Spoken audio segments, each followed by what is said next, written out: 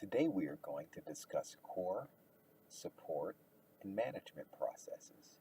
We're going to first go over a brief history of business processes, talk about the three main types of processes, and last, post some questions for you to consider.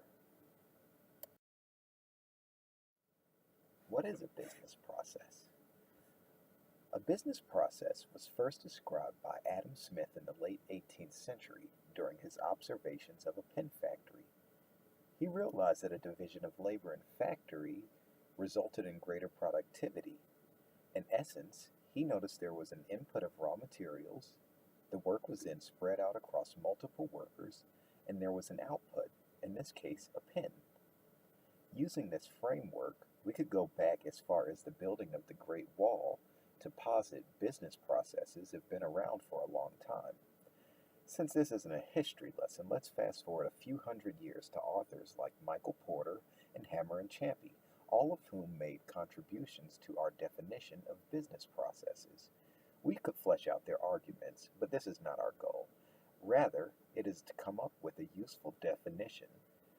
But to put this in simplest terms, we are going to look at taking an input, such as raw materials, and creating a valuable output, like a car. As you can see in the slide, I just captured one of the definitions that I think is very helpful. The types of processes we are going to distinguish between in this presentation are management processes, core, also known as primary processes, and support processes, also known as secondary processes. This diagram depicts how the three aforementioned processes mesh together. On the left-hand side, we see raw materials. On the right-hand side, we see our ultimate output. At the top, we have our management processes, which would consist of a board usually, and at the bottom, we have support processes. Let's take a look at core processes. Core processes in this example are a derivative of Michael Porter's value chain. They are the primary and horizontally moving part of the value chain. They are the lifeblood of a firm. Core processes are different from support processes in that they interact directly with the outside of a firm by receiving materials, assembling them, and passing them on to a customer.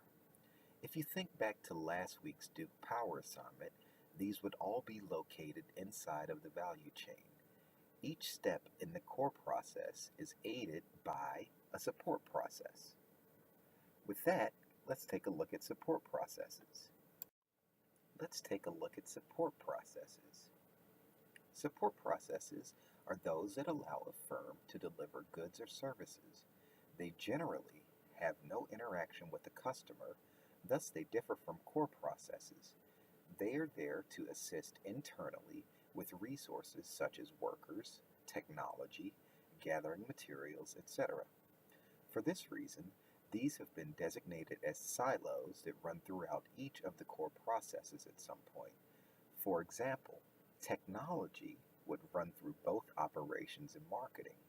Support processes directly affect the core of Porter's value chain as they have the ability to make a firm more efficient at producing an output. Last, let's take a look at management processes. Management processes are not directly part of Porter's value chain. Rather, they set strategies and guide the value chain. The management process is responsible for the what and how, meaning what to produce and how to sell it. They are ultimately responsible for creating a finished product that adds value to a customer. They generally have no direct interaction with the customer, i.e., the board of BP does not pump your gas. Rather, they are responsible for the entire process of taking crude, refining it, and selling it to you at their gas stations. Management differs from the core and support processes because it is their job to ensure the core processes have the correct resources from the secondary processes to produce an output. Business process management would be placed directly in line with those for management process because BPM would identify deficiencies and work to alleviate them. Here are two questions to ponder for this week. Since we know a firm can have multiple value chains, each with different core processes, think Michelin selling both tires and guides, do you think a firm should use the same support processes for each value chain? Why or why not? What is management's role in all of the above?